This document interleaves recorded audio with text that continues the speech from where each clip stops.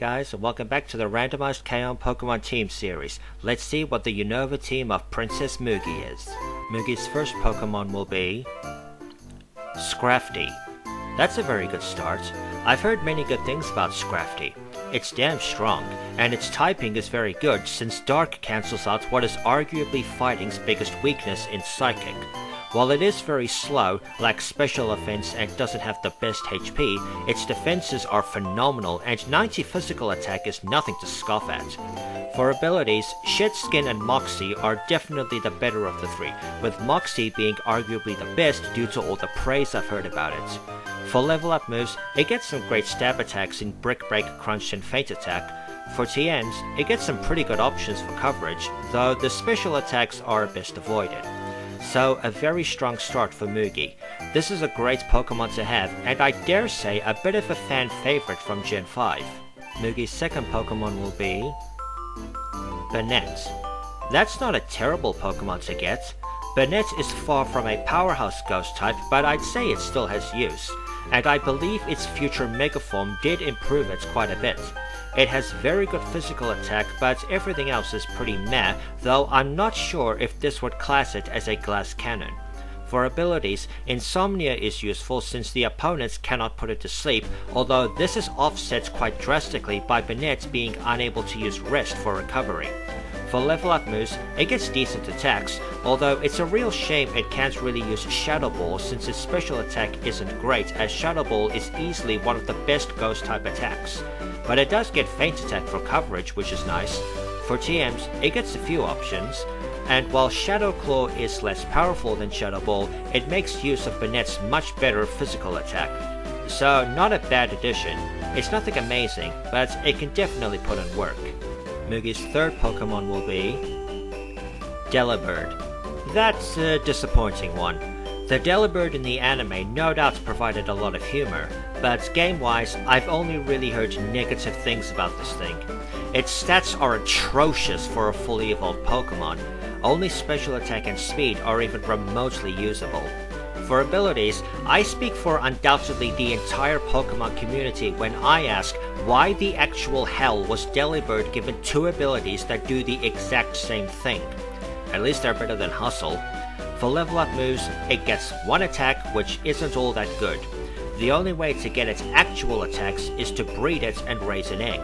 For TMs, it's a small list, but at least some of the moves are good. So a Pokemon most people would never want to use except for major fans. Although knowing Mugi, she would absolutely use it, especially if you say it's based on Santa.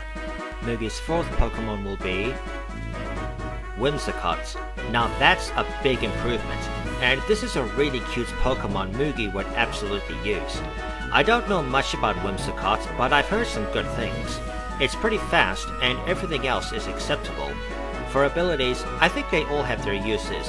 If you want to better outspeed the opponent, Chlorophyll will definitely help with that. For level up moves, it gets little if you start with it right away, and what it does get is not amazing, so it's better to keep it pre-evolved from move selection. For TMs, it doesn't open up that much more, although getting Shadow Ball, Psychic and U-Turn for coverage is fairly noteworthy. So this isn't a terrible Pokemon to get.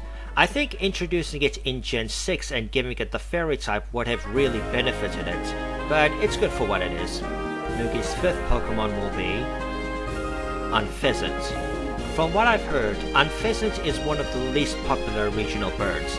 I do know MNJTV is not a fan. Based on the info, it doesn't look too bad. It has very respectable physical attack and speed, so it'll be hitting pretty hard and fast. For abilities, I do like the appeal of Super Luck, although if abilities were a thing in Gen 1, I have to wonder how they'd program it. For level up moves, it's fairly standard, not much to point out. For TMs, it's pretty much the same, though Stab Return and Aerial Ace are always welcome for bird Pokemon. So a pretty acceptable Pokemon to have. I don't know the general ranking of Unpheasant in the Pokemon community, but there's use to be had here. And Mugi's last Pokemon will be Ditto. This will be a short one. Ditto is kind of the definition of a one-trick pony, at least I think.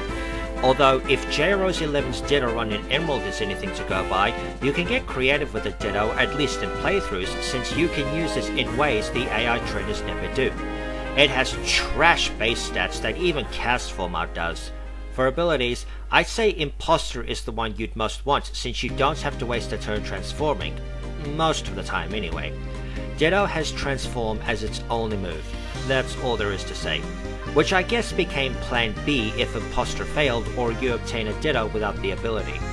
So not a lot to say for this one. It has uses, but you need to be a bit clever and probably lucky if you decide to use one. And that's it for Mugi's Gen 5 team. It's pretty alright, not amazing, but Mugi's a smart girl and I think she can make this team work.